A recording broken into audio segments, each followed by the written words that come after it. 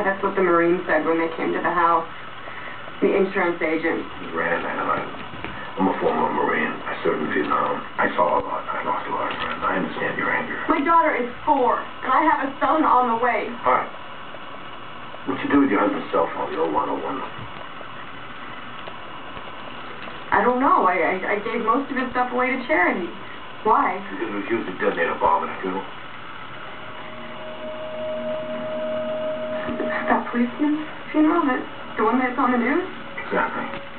So what'd you do with it? Who'd you give it to? A community center. It was a charity drive. They were collecting cell phones for soldiers. Which community center? Are you ready for a new America? Where hard work pays off?